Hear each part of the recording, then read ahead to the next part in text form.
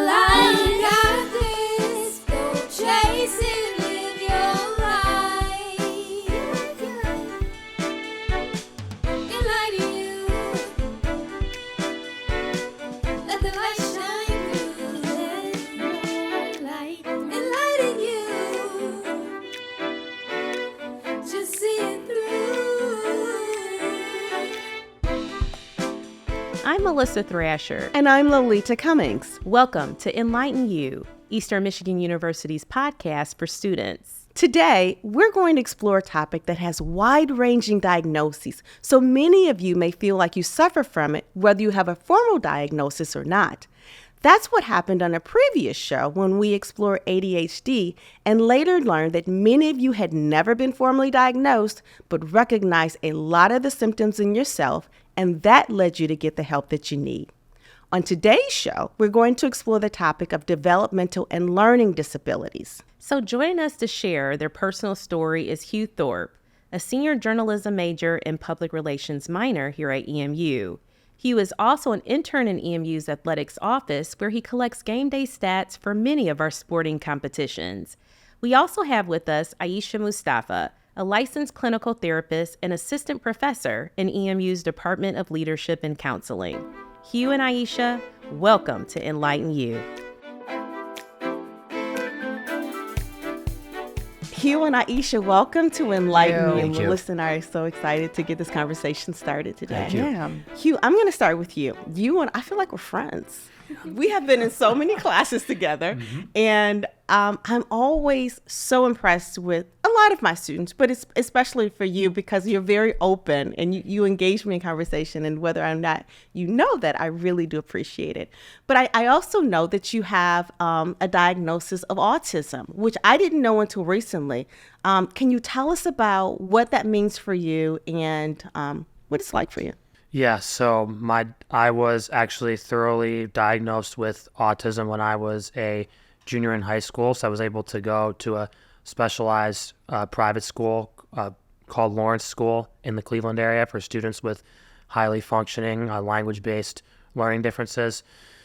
And through that, a lot of it affects me as far as mostly with school goes, but it also can with daily tasks too. As far as assignments go, following directions clearly the first time, plenty of more things, but those are just two of the big things that have really been a struggle, and that I try to keep fighting through with this issue. And it's just, yeah. I think, obviously you're doing a really good job with it. You're here and you're doing well here. So you were in high school when you were diagnosed. Was there anything that led up to that led your parents or you to feel like you needed to be Yeah, checked for it? it's been most of my life. When I actually first started school, I started in a classroom with students who are actually not highly functioning, if you can believe that. So it's really affected me for my whole school education, and I've had services ever since I was 4 years old, pretty much, maybe even 3. But yeah, it's pretty much affected me for my whole life. But I really wasn't able to get the full diagnosis until junior year of high school. Okay. Recently you told me that you sometimes feel like you're the odd man out. Do you still feel like that sometimes, or have you been able to feel like you're more integrated into, Eastern's community, or what's it like for you here? Not as much. No, I feel like I'm definitely included as far as the community goes here at Eastern Michigan. I think a lot of it too comes down to the fact of making the choice to say, get yourself involved, do things. Just because you have this label, you have this issue, it doesn't mean that you can't do anything. It just means that you can achieve, keep doing better, and just keep striving to be the best what you want to be. And that's what I feel like I've been able to do as far as my time at Eastern. Good. I've certainly seen that in my classes. You Thank have you. tons of friends, and you engage in discussion, and you always add something, something substantive. I think you make an effort to do that, and it's always well received. So I'm glad that that's happening in other circles of your life. Good. Yeah, that's great. Determination is key, right? Yes, it is. Yeah, Very much so. very much so. So, Aesha, Hugh had spoke about having autism spectrum disorder.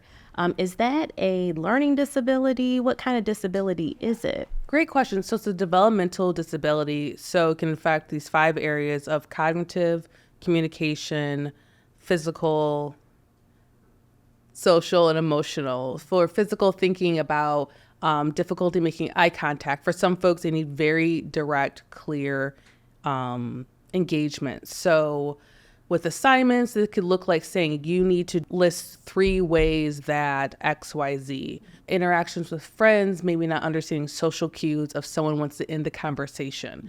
So for someone who may not have ASD, they're kind of like, okay, they're looking at their watch, they're kind of looking around, kind of like backing up, and someone with ASD may not pick up those cues. And that can make a struggle with having friendships because someone may want to continue the conversation and not say that. And so sometimes someone may say with ASD, I need you to tell me directly, you're done with the conversation. And it depends for each person. Okay. Now, what I picked up on in your presentation there, you had mentioned high functioning. What does that mean exactly? And I would love for the both of you to mention. Yeah, so in my opinion, high functioning means that you are able to do the tasks of what would consider to be, I guess, where you're able to advance as far as college life and real world standards go. So being in my position, I've been able to show people that yes, even though I have this issue and this diagnosis, that I've been able to get through college and even life in general just as much as the way anybody else can. Yeah, because I consider myself high functioning. I consider all of us high functioning. So I just wanted to get a definition of that. And you mentioned the types of disabilities. How do the two, learning and developmental disabilities, intersect? Great question. So with learning disabilities, you're thinking more academic. So folks may not realize until they're in the academic setting. So think of dyslexia. So the way your brain processes information. And similarly with developmental disabilities, is less about the information, but sometimes my students will say, hey, can I get a rubric so it's very clear what I need to do? Or can I get a template? And sometimes faculty are like, no, you need to figure it out on your own. This is how it happens in the real world. It is more work for them to provide something. But for folks who are neurodivergent, it's very helpful to be, I need to know your expectations. I need you to be direct. And I also think, honestly, it helps faculty with grading of a rubric is like, okay, I said you did this. Okay, you labeled it, check, check, check. And it creates more work, but it helps everyone to show their potential by having those direct expectations. Is that how you feel a lot of times in class, Hugh? Does it help for you to have rubrics and to know? It certainly does. Very It certainly clear helps to expectations. have things written down as far as assignments go. I mean, when the professor is talking about it, yes, I can sort of remember it, but if an hour after class, if I don't see it written down, I'm just like, okay, what am I supposed to do? And I guess I unfortunately wish that could be better, but I think also it is nice that we have those rubrics, those things written down. That way we're able to understand what either the assignment or task is asking of us. Okay. All right. So my next follow-up question is for Aesha. When I was doing some research on this topic, I saw varying statistics for college students with learning and developmental disabilities. They range from as low as 5% to as high as 32%. What is the discrepancy here? That's a great question. So it can depend on the question that's asked. So if there's a college survey, they may say, do you have a diagnosis? But they may not specify self-diagnosis versus formal. And particularly with growing generations, access to assessment is incredibly expensive. It could be $3,000 to $5,000 out of pocket. Maybe your insurance doesn't take it, particularly the various Medicaid plans. And then finding someone who has openings can be just a nightmare. And having the skill set to plan that appointment, shop around of where you're going to get it. And so with self-diagnoses, sometimes folks may use social media. Maybe they have a friend, and the friend may say, hey, you have very similar characteristics to me. And so they may say, hey, I have ASD or different learning disabilities, developmental. And so someone asks, they may say, yes, I have that diagnosis. And then if a survey says a formal diagnosis, that can be something different. I've been hearing a lot of myths surrounding autism. Can you talk about the myths and also address how can parents detect if their child has autism? Yeah, it's a great question. So there's this huge myth that vaccines cause autism, and they do not. Sometimes what happens is our kids are on certain milestones, they receive vaccines. So they may receive vaccines at their 3-month appointment. And then soon after, parents may notice, hey, I'm detecting certain symptoms, and they may think that the vaccine caused it. And so that is a myth. So certain things folks may notice is kiddo has trouble making eye contact. They may engage in self-soothing techniques that people view as inappropriate. So like flapping, sometimes like maybe like hitting their head, wringing hands. And so some folks are like, you got to stop doing that. And so what teachers often want folks to do is what's called masking. So they want you to make eye contact, and we think that's how someone's listening. So imagine if you have to be dressed up for work all day and you have to speak in a certain way, that becomes very exhausting. And so what happens is folks can have sensory overload and outbursts. Other symptoms can be having sensory overload. So that could be touch, that could be lights. In the classroom, lots of changing activities. Some folks with ASD may notice that they have certain foods that feel safer to them, particularly beige foods. So chicken nuggets, fries, and parents are very upset of like, you need to expand it, but this feels safe for them. And so certain things that can make folks feel safer, like, hugs, weighted blankets, because that's like calming to the nervous system. And so some of those are the general symptoms that folks may notice. Hey, my kiddo's getting really overwhelmed by something, and it's really hard for them to regulate that. Okay. All right. Thank you for sharing that. Thank you. Oh, and noise. Sorry. Noise is a huge other one. Noise. Okay. Hugh, do any of those symptoms resonate with you? And if so, how do you compensate for them? How do you deal with that? Yeah, so that I you think feel better. I think the big one is repetitive behavior. I think the most. Sometimes when I see or hear something or I'm doing something, it can stay in my head for a while, and it's not like something that I don't think is the worst thing in the world. But I think if one of those symptoms would I guess apply to me, that would be the one. Because as far as all the other ones you mentioned, those are along the lines that are more of like a severe case of autism, whereas mine is just, yes, I have the label, but I'm also a very, like I said, able to do everything just like anybody else. Very high functioning. So when you recognize that you have this repetitive behavior going on, do you have any strategies to try and deal with that, or you just are just aware of it and that it's okay with you? Yeah, I think I'm aware of it, and it's also something that I think depending on the subject, I think it's okay, but then at times it's not. For example, when I go to class or whatever, I try to make sure that the focus is totally on class, but then sometimes when I leave class or if an assignment is challenging, I'll be focused on that for a long time instead of trying to do or something else or stepping away from it for a little bit until I come back to it. So that would probably be the most of the. I always appreciated when you reached out to me when you were in my class and said, hey, can we go over something? I don't understand it. And that helped me to help you even more. So and that's that boldness and that braveness it's important. Mm-hmm. And that's something that you see a lot. And I do that with my other classes too, is not being afraid to ask questions. I remember in the 2 classes in person that I've had with you, I've always been the question asker. So it's you like have wanting clarity. Yeah, absolutely. But I think you also ask a lot of questions that other students want to know, but they hesitate to ask them. And so I've always admired your boldness and just stepping up and saying, tell me more about this. How do we do this? Because what you want to know is what a lot of other students want to know. They don't have the boldness to ask. So.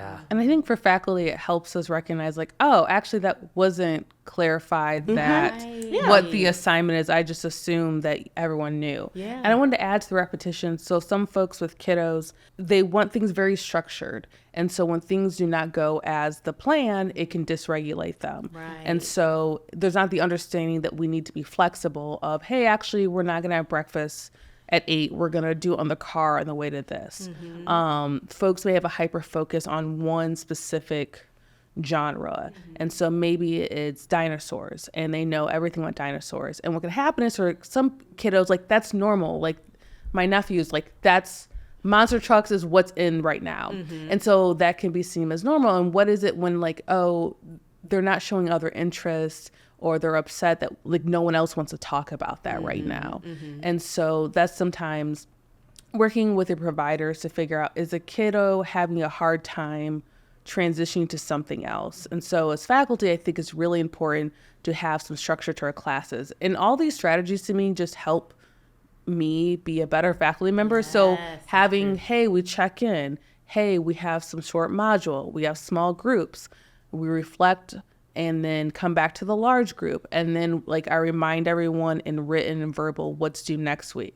And then this 3-hour class I have, all of a sudden I'm like, I only have an hour to actually do things. So that helps it not be overwhelming and for students to know this is what to expect. And it helps folks regardless if they have ASD or not. That's good. All good stuff. That is yeah. good. So Hugh, you went to a special high school in Cleveland, right? Yep. What brought you to Eastern? I'm just curious. Yeah, so I was actually applying to a number of schools around the Midwest mostly. I definitely wanted to go away for college. So I applied to maybe 8 or 10 schools, and Eastern Michigan happened to be one of them because I was just looking at. I also wanted to be work in an athletic office that was closely connected to Cleveland, which Eastern Michigan being in the MAC is headquartered in Cleveland. And anyway, I applied here, got in, and visited, and I really liked the campus, and they gave me a lot of money and scholarships, and so there's That always nothing, seals a deal. Yep, nothing bad about about turning down scholarship money. So I said, why not come to Eastern Michigan? It may not be the most common choice for people around the Cleveland area, but yeah, it worked out, and here I am, still enjoying it. Good. Well, Yep. I'm glad to hear that. I'm Thank glad you. you're here. Yeah. Yep. And you seem so much like you're a determined individual, which I love, a determined student. What was life like during your academic years before college? Yeah, so really, I honestly did not really know that I could really go to college until probably I was a junior in high school. I mean, I always knew that I could do it, but I always thought, well, I shouldn't say always, but I sometimes had the feeling that academically I might be struggling if I did decide to pursue education this far, because schoolwork was always hard for me. I had a couple of years in middle school where I barely passed, which is not something that I like to talk about too much, but it is a part of the story, and it is something that needs to be talked about. But yeah, I mean, ever since pretty much really since junior year of high school, I really started to believe that I could go to college and do that as far as the academic standard goes. Now here I am as a senior, and I plan to even go to graduate school next year, which is really awesome, because if you told me that 5-6 years ago, I probably wouldn't have fully believed you, not because I didn't think I could do it, but just because of how hard and challenging it all seemed just not even that long ago. Yeah, but you persevere. We all have our Yeah. challenges, and you Yeah, just kept everybody going. does. Yeah, good for So- you. Always been especially focused and determined, and I love that about you. So did you go over to the Disability Resource Center? Do you have a documented disability? Because I don't remember you giving me an accommodations letter. Did you? I do use the Disability Resource Center. So normally what I try to do as a student is I try to not have to use it as much as possible, because like I said, it's not something that I'm totally proud of. I normally, what I do is I send it to professors the first week of school by just saying, this is how I learn. If it does come up, or if you do see it, please understand and please be patient. But I also try not to use it either because I also want to feel like that I can do it too. I don't want to rely too heavily on it either, because then you're just totally relying on something else that's not school focused. Whereas as much as possible, I like to keep things, as far as academics goes, academically focused. Yeah. So Yeah, I feel like you definitely do that. You rely thank you. on what you already have and your strengths, and you do really well with that.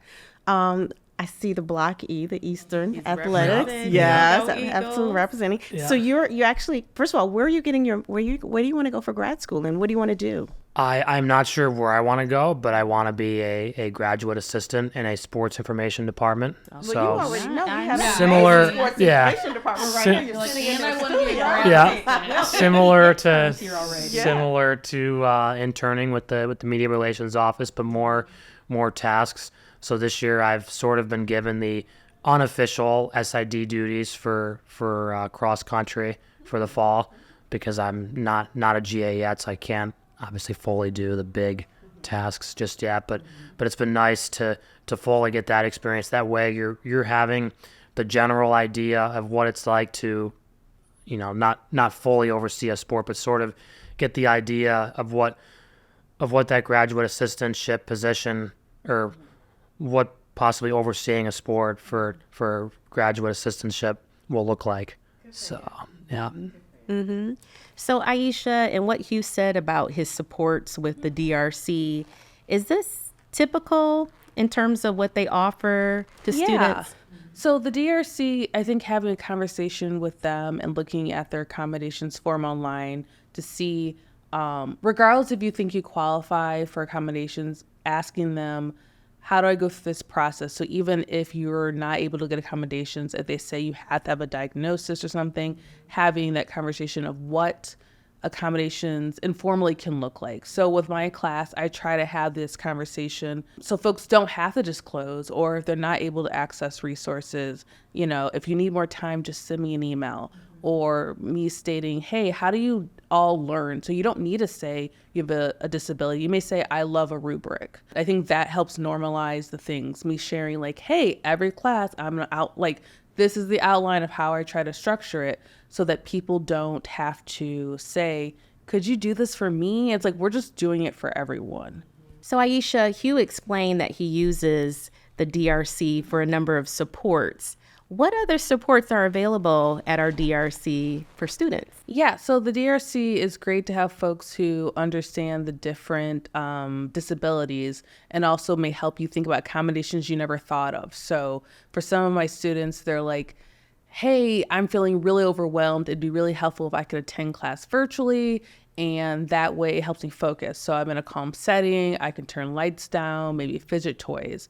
Or a lot of times faculty are like, hey, no laptops, I want you to focus. And it's a really ableist way to think, like, we have to focus by closing the laptop, where for some students, having those taking notes is super helpful. For myself, actually, handwritten notes is a way for me not to be surfing on things. Maybe having conversations that the accommodations you request are, I can have my phone out, because there's this myth of like, you're doing something else, you must be not paying attention. For some folks, it's super helpful to have this other device that helps actually center them. And so the DRC can help you think of things that are just outside of extra time or extensions, et cetera. And I think also looking at the Home Success Center, I think CAPS, the counseling clinic, the psych clinic, all these different clinics can help you have a therapist to talk through what is it that you're struggling with and what's something that may be helpful. Even accommodations like, can I turn my camera off? Because it's distracting to see 30 windows open and someone's eating. And so I think having a support that's a variety of folks, similar to K through 12 of folks have service, is not just the teacher, it's different professionals coming in to see what's the bigger plan that we need to help folks. So it sounds like to me that the sooner the professor knows what the student is dealing with, that, they can provide or mention that resource center is available for them as well, and to understand how they can, assist in making that student sooner achieve. is helpful, but then also for some students, they don't know, their first year students, maybe they don't want to disclose this. So that's why I always go back to faculty and lecturers trying to create an accessible environment for everyone. So I don't have a policy that you can't use your laptop. I just try to assume you're doing your best. I don't cold call people because that could be really overwhelming if I have to stay on. Having different modes of assessing learning. So sometimes people are like, well, you need to present because you have to learn how to talk in front of people. And that can be super overwhelming. Even, I've tried to push in having faculty interviews, like, can people have the questions beforehand? But people are like, well, they could prepare. And I'm like, well, that's Yeah. I hope. I mean, yes, we all have the questions here beforehand. Like that is helpful to do. It's, telling students like, hey, the exam, this is what you should focus on. This is not on it, because I want people to do their best. And so these myths that you need to be fully prepared, like I'm assuming in different debates, they know the general questions are going to be happening, and it's okay to help people succeed. I love that too. It's like, why not? It's not a gotcha interview. Making it better for everyone. And I think it's ableist to not provide like just questions, because they may prepare. Like most people we're interviewing are not actors. They're not going to have a script, but they have talking points because I want them to be able to remember the things that they want to highlight. Absolutely. I like that approach. So Hugh, what's your experience with the Disability Resource Center? So if you were to, advise a student, a freshman coming in on, going over there, what's it like? I mean, I'm assuming it wasn't intimidating or anything, but what's your experience? Yeah, no, it wasn't intimidating. I think if somebody who was a freshman that is looking to use the extra help, the piece of advice I would give is don't be afraid to reach out to the Disability Resource Center, because they're going to help you either way. They have no choice but to help you. So even though like it may not, you may feel embarrassed by yourself, it's not embarrassing. It just means that you're wanting to do better. You're wanting to succeed in your college education. And for me personally, I haven't had any challenges as far as getting my accommodations go through the DRC. So that's been good. And I think it's important to know also that, for example, when you go to the DRC and they say you need certain accommodations, you give me a letter. Your diagnosis is not on that letter. So whatever your diagnosis is, it's confidential. I only need to know. The letter only tells me what supports you need. Yeah, but with the DRC, it's also important too that you send your documentation diagnosis. That way, yes, to the DRC. That way you're able to get accommodations, because had if I were just reaching out to the DRC and not send my diagnosis, it probably would have been much tougher to get accommodations. Whereas if you have a paper, whereas mine was, I won't obviously say what it fully says, but it says that I have these issues and need them in order to succeed in academic environments. So that was as far as getting the accommodations. That's good. Is there any technology that helps you more than others? I mean, I've seen you use a laptop in class, but are there other pieces of technology that you think really help you to succeed? For me, I mostly just use a laptop. Writing things down is very important. I know for the most part, as far as assignments go and everything, most of the information is always in Canvas, but sometimes it can be important to just have a document open in case of something said that's not in Canvas. That way you're able to say what was, or you're able to write down what was said. So that's also very helpful. But I would say mostly just the laptop that I use, and that's pretty much, I guess, the only tool as far as extra. Good. Good. Real good. Yeah. So Aesha, we have to turn to you for advice. What advice would you give to students who are struggling in the classroom? What would you tell them? I think recognizing that we all have struggles, there's varying degrees, and trying to ask for what you need. And I mean, every faculty member will be different. I think this, for me, always goes back to faculty, how we can create that supportive environment that our students trust us. So I'm thinking next semester when I'm teaching this course to talk about the accommodations I need. So when you reach out for a meeting, please list some availability. So like I don't have to then ask you and we go back and forth. Or, hey, when we set a time asking for the accommodation, okay, you send me the Google invite. And so creating this normalization that we can ask for these things, and then me modeling, students modeling, they're like, yeah, sure, that makes sense. It makes, I mean, I feel like accommodation just makes everyone's life easy. It's just like sometimes it's a little more work, but creating a rubric, I'm like, okay, it's very clear. Does this measure what I want to measure? And that makes sense. I think with students recognizing, even if you don't have a formal diagnosis, there can still be supports in place for you and how that can help you thrive. And like for you, sharing with others, like how that has helped him thrive in the school setting. Now, what if the disability is not documented with the university and you see a student struggling? As staff, faculty, what should we be looking out for? Yeah, I think having a conversation of, hey, I've noticed for some of my students, maybe like you want rubrics, you want templates. Can you tell me more about like what that does for you? And not in a way like they need to prove it, but it helps me understand of, oh, I didn't realize that. Because for me, I am okay with more abstract, hey, write a paper on this. And then I'm like, oh, that cues for me that this is something that helps them process information and show up as their best selves. If you notice students struggle with eye contact, I'm not saying like to be like, hey, what's that about? But I think having conversations of, hey, what are other ways we can show you're listening? Working with the UACDC about different interviewing techniques. I think also if someone feels comfortable saying, hey, it's hard for me to do eye contact, and they don't have to share there's a diagnosis or they think there's a diagnosis, but what are the ways are there to show that you're listening? Because you are listening.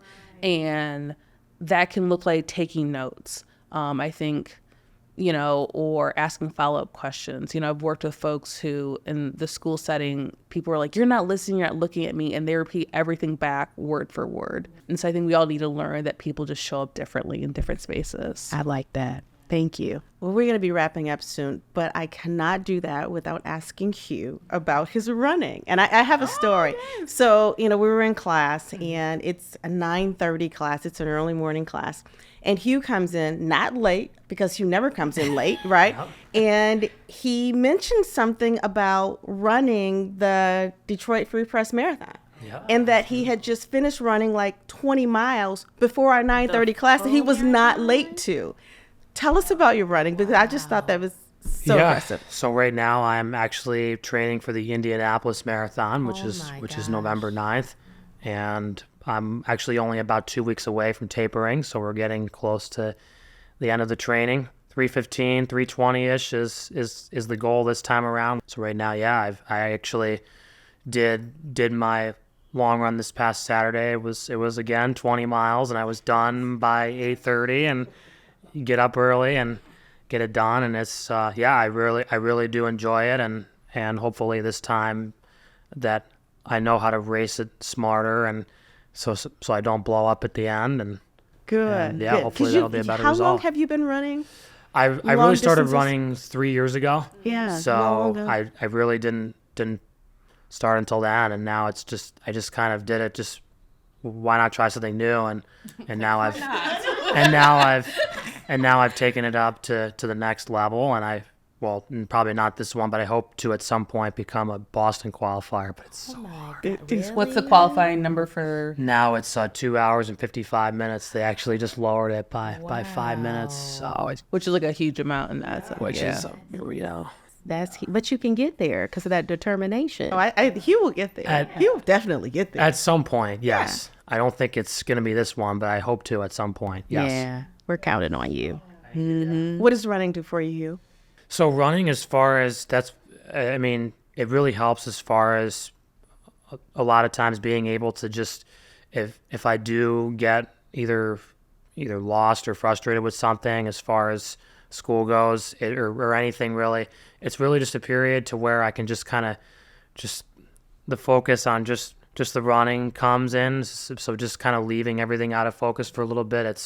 It's a good way for me to control my anxiety, and also being in good shape too is also a big strength that I enjoy about it too, because running does help a person stay in shape, and so I just really enjoy those two aspects, and it just makes me feel really good, and that's why I think that's where I enjoy it. And people are like, that's just so much. And I go, yeah, well, I do enjoy it. Good for you. And I bow down to you over that 20 miles before 9:30 a.m. and not late to class. Wow. Yeah. And that's part of the whole thing too, is can you balance all the marathon training is with school, life, and everything else, and through, this will be my second one because I unfortunately was hurt in the spring. So, but being able to balance everything is, so far I have been able to do that. So I'm very happy with myself about that. Good for you. So, Good for you. yeah. I know we're wrapping up, but I think it's important we ask Hugh, what advice would you give to students who either have a disability and are in college or want to learn more, about their fellow classmates who are dealing with it? Yeah, so the advice I would give to any student who is struggling in college, whether that be a disability or just academically even, my advice for them would be just to not give up. Just don't give up, because there will be a lot of times where it may take, there's even been times before where it's taken me 8 to 10 times to understand an assignment.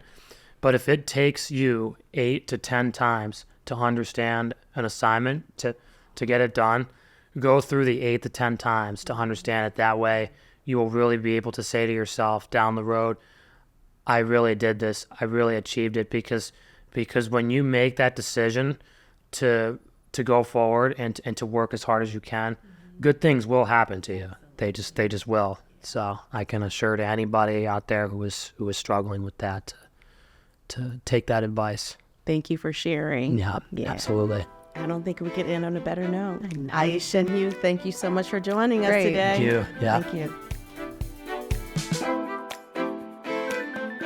That was a really good show. And I'm glad you got a chance to meet Hugh. I absolutely love him. He is such a really good student. He was great here on today's show. Exactly. So knowledgeable, and I'm glad he's pursuing his dreams. So am I. He's a good student. He's Yeah, a good he egg. is. I call him a good egg.